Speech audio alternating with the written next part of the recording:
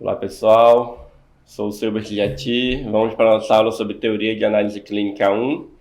Hoje nós vamos falar sobre os tecidos do corpo humano, tá?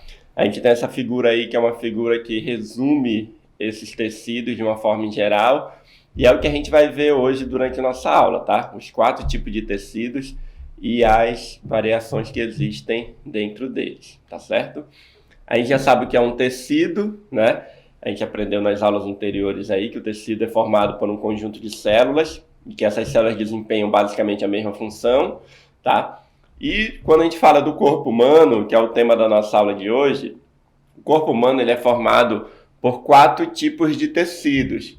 Esses tecidos são o tecido epitelial, o tecido conjuntivo, o tecido muscular e o tecido nervoso.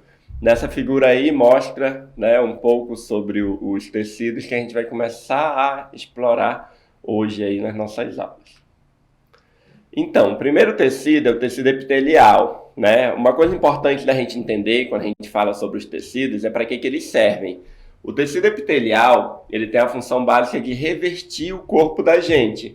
Então, a pele, por exemplo, é um tecido epitelial. Mas ele não reveste só o corpo, ele reveste também vários órgãos. Então, toda a parte de revestimento no corpo da gente, seja de um órgão, de um sistema, né, de uma estrutura qualquer, ela é formada basicamente pelo tecido epitelial. Além de revestimento, o tecido epitelial está ligado à sensibilidade e também à secreção de substâncias. Então, é nas superfícies, né, dos órgãos, dos sistemas, do corpo da gente, que a gente tem a questão de sensibilidade a calor, a frio, né, e a outras sensações, e também ocorrem as secreções, como o suor, né, ocorre na nossa pele, como gordura, que acaba saindo um pouquinho pela nossa pele, né, que acaba sendo secretado. Então isso é feito nesse tipo de tecido, que é o tecido epitelial, tá? Então ele reverte, está ligado à sensibilidade e está ligado à secreção de substâncias também de uma forma geral. O tecido epitelial, ele é composto por um agrupamento de células justapostas. O que é isso? São células uma colada nas outras, que não tem espaço entre os tecidos. A gente até viu isso em aulas anteriores. E em diferentes formas. Podem ser cilíndricas, podem ser achatadas ou podem ser cúbicas, tá? Aqui na figura a gente mostra aí alguns exemplos de tecido epitelial, tá? A gente vê aí que existe uma variação na forma, né? Isso é uma classificação dos tecidos epiteliais, mas na verdade hoje a gente está vendo só a introdução geral sobre eles. O outro tecido, tá? Além do tecido epitelial, o segundo tipo de tecido é o tecido conjuntivo. O tecido conjuntivo, a função básica dele é de sustentação, preenchimento e transporte de substâncias, tá? Eles têm na sua estrutura fibras, né? E essas fibras são formadas basicamente por 2 tipos de proteínas, então são fibras proteicas. Essas proteínas são o colágeno e a elastina, tá? São proteínas que a gente escuta muito falar, por exemplo, com relação à pele, né? Que são proteínas formadas embaixo da pele, ou seja, embaixo do tecido epitelial, que aí vem esse tecido conjuntivo, onde essas proteínas são formadas e estão ligadas a firmar a pele. Tem até uma série de tratamentos estéticos que são feitos hoje em dia com colágeno e com elastina, né, que estão ligadas à sustentação, à firmeza da pele, à diminuição das rugas que são formadas na pele. Então, esse colágeno e essa elastina, eles são aplicadas diretamente no tecido conjuntivo, ou seja, um pouco abaixo da pele, tá? Então, como a gente viu ainda há pouco, o tecido epitelial é o tecido de revestimento, então ele fica por cima. Embaixo desse tecido de revestimento vem o tecido conjuntivo, e por isso ele está ligado à sustentação. Então, se você quer uma pele mais firme, com mais colágeno, com mais elastina, vai ser aplicado esse produto justamente no tecido conjuntivo e não na superfície da pele. Existem alguns cremes, né, que o pessoal diz que tem colágeno e elastina, mas esses cremes não funcionam muito bem. Por quê? Porque o local correto deles é o tecido conjuntivo, que fica embaixo da pele e não em cima da pele. Tipos de tecido conjuntivo. A gente tem o tecido adiposo, o tecido cartilaginoso, o tecido ósseo e o tecido sanguíneo. E a gente vai ver cada um desses tipos a partir de agora, tá?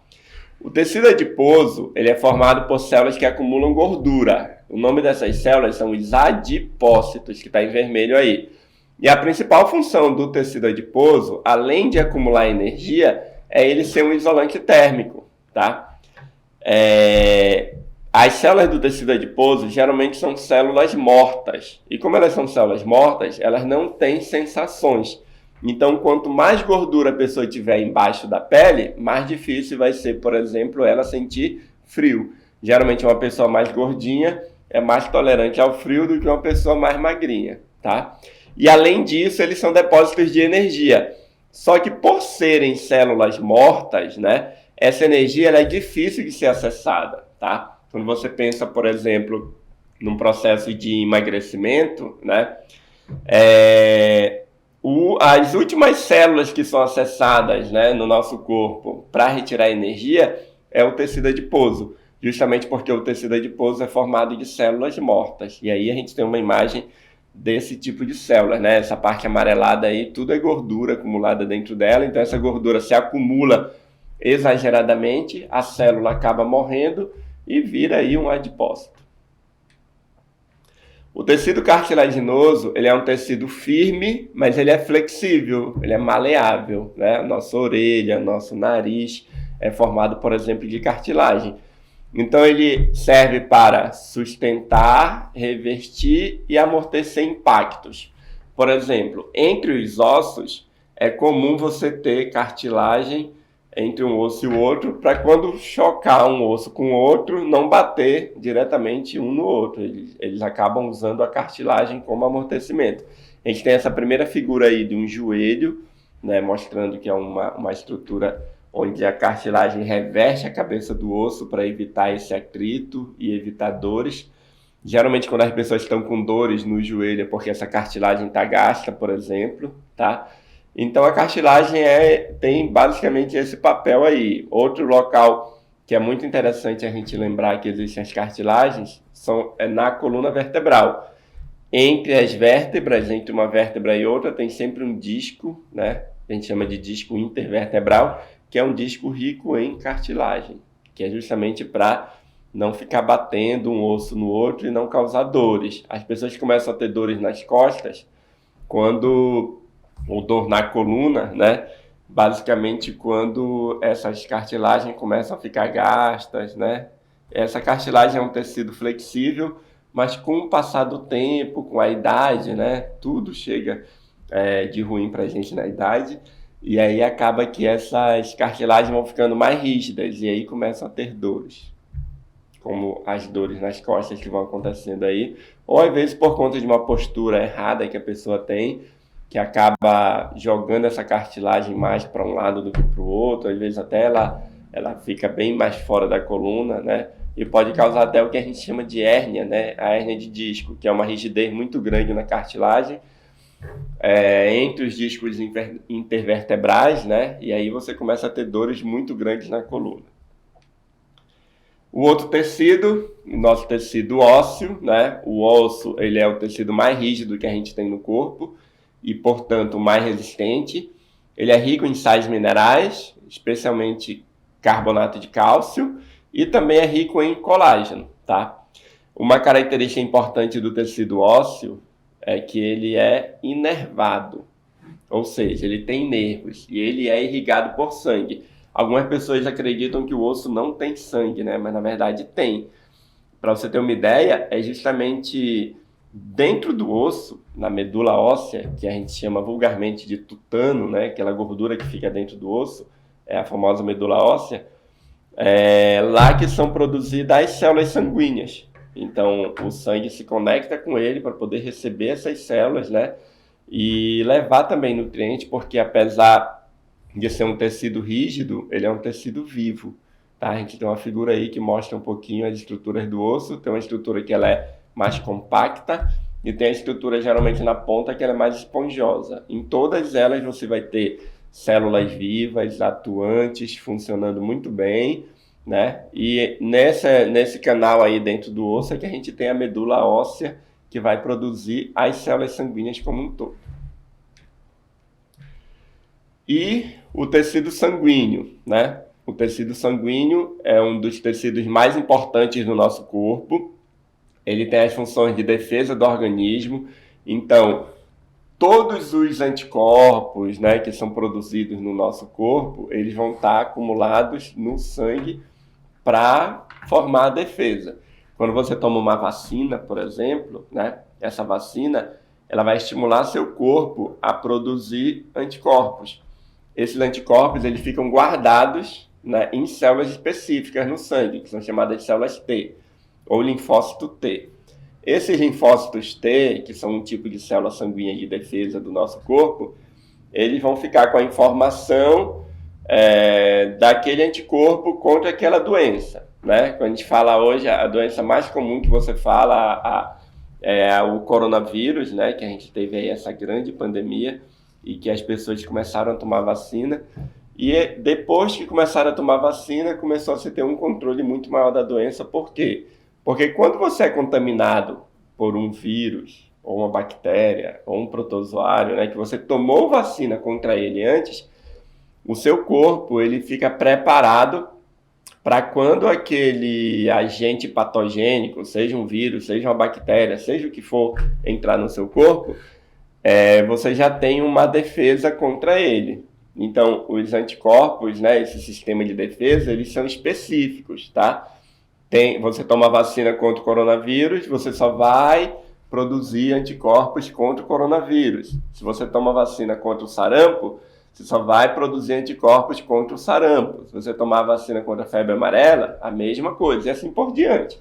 Então, para cada doença, basicamente, você tem aí uma vacina, né, que você deve tomar para o seu corpo ficar protegido contra aquela doença, tá?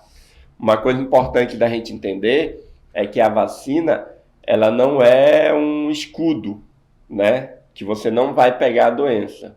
Não, você pode pegar a doença, mas se você pegar a doença, essa doença vai se manifestar de maneira mais tranquila, de maneira menos agressiva, ou nem vai se manifestar no seu corpo, tá? Então é importante. Quando o indivíduo não toma vacina, ele também vai produzir defesas, né? Então, uma pessoa que pegou, por exemplo, o coronavírus sem ter tomado vacina, para ela ficar curada dessa doença, né? Ficar curada do coronavírus, ela produziu a defesa dentro do corpo dela e só depois que essa defesa foi produzida, foi que os vírus morreram e aí ela ficou curada, tá? Só que esse processo é um processo mais demorado. E aí, uma pessoa que esteja com alguma dificuldade em produzir defesa, esteja com o sistema imunológico um pouco abalado, né? Esteja com falta de nutrientes no corpo dela, por exemplo, ela vai ter mais dificuldade em produzir esses anticorpos e, consequentemente, mais dificuldade de se curar da doença. E quanto mais tempo a doença fica no nosso corpo, mais sequelas ela pode causar. Então, a pessoa pode ter sequelas, aí ficou curada, mas ter sequelas. Por quê? Porque o corpo demorou muito para reagir. Então, o sangue tem essa função natural de defesa, né? As células de defesa são produzidas naturalmente a partir do contato com os micro-organismos, mas a vacina pode antecipar aí essa defesa. Então, é um processo importante de acontecer para a gente aumentar a nossa imunidade, né? E diminuir a chance das doenças se manifestarem na gente e da gente passar para outras pessoas também, tá? Então essa é uma das funções mais importantes que a gente tem no tecido sanguíneo, né? É a defesa do organismo. Outra função super importante é o transporte de nutrientes. Então tudo que a gente se alimenta, por exemplo, vai para o nosso intestino. O nosso intestino ele é absorvido e é transportado para o nosso sangue, e o sangue vai levar para cada uma das células que compõem o nosso corpo. Então, alimentar-se bem vai fazer com que você tenha mais saúde, né? E o sangue vai estar distribuindo todo esse alimento que a gente consumiu para o nosso corpo. O alimento dentro da célula, é que ele vai se transformar em energia para a gente, ou vai ficar guardado, se transformando em gordura, por exemplo, como a gente viu lá nos adipócitos, né, no tecido anterior.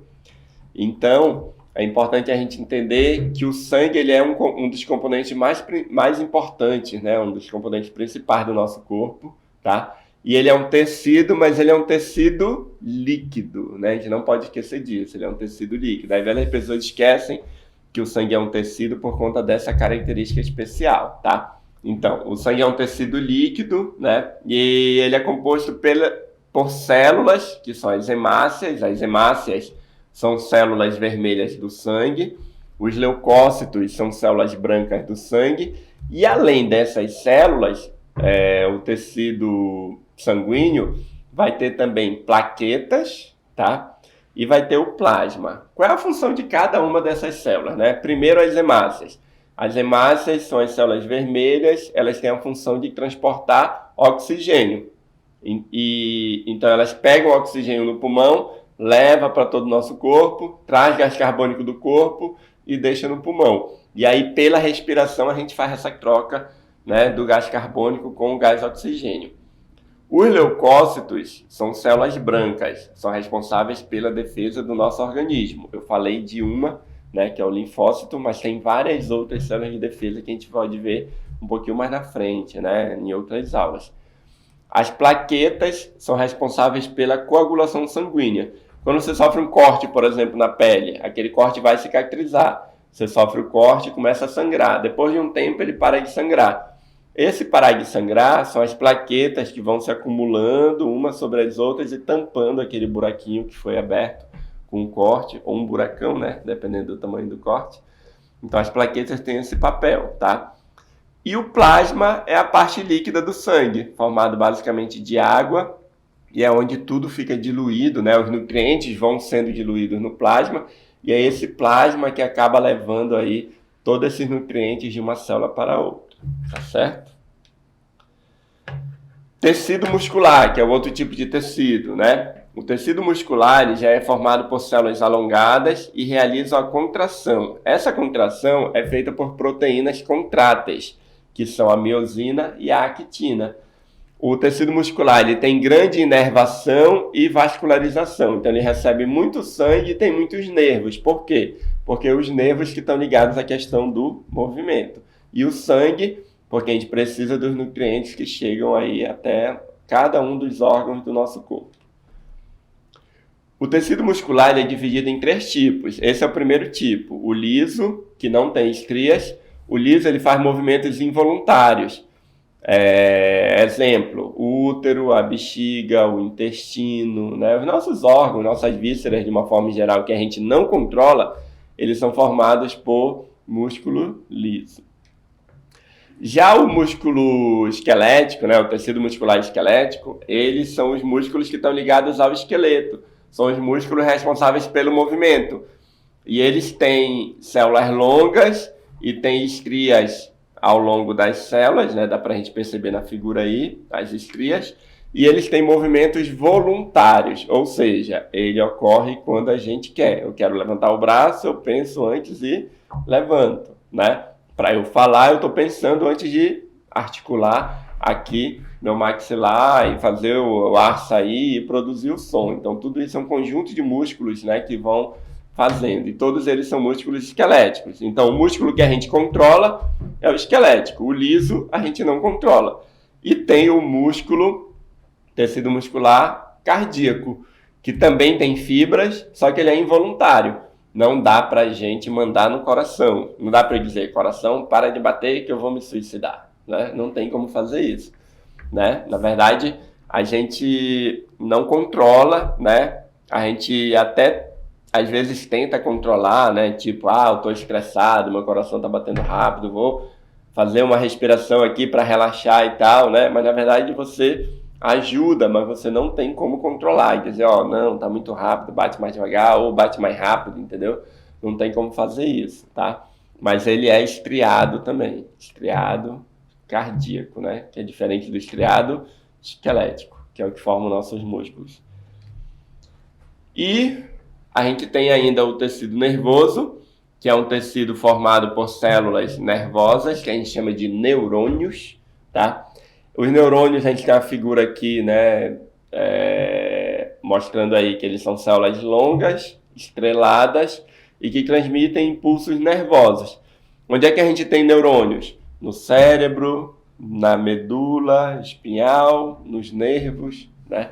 Então, basicamente, é aí que a gente vai ter neurônios. Uma característica importante dos neurônios é que eles não se regeneram.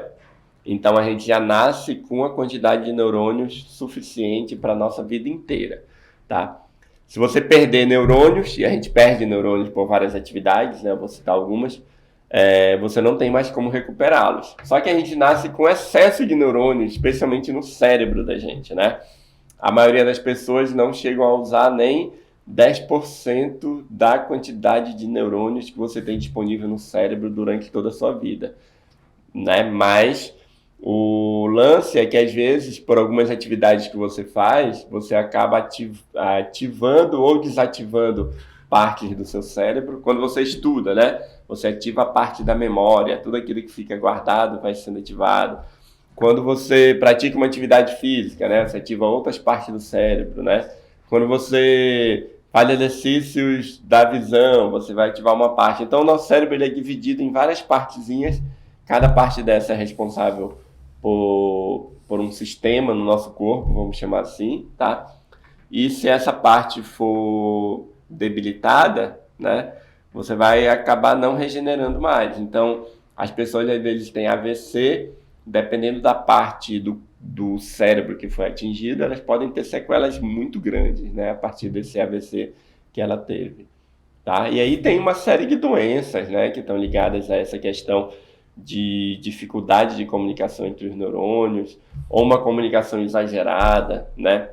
Ativação de uma parte maior do que da outra pode levar a uma série de anomalias aí, que aí a gente pode pensar em ver isso em aulas posteriores, né? Não está aqui no assunto. Hoje a gente vai falar só do tecido. Então, quando a gente fala do tecido, a gente tem que conhecer a célula e a forma de comunicação que existe entre elas, né? Ou seja, a função.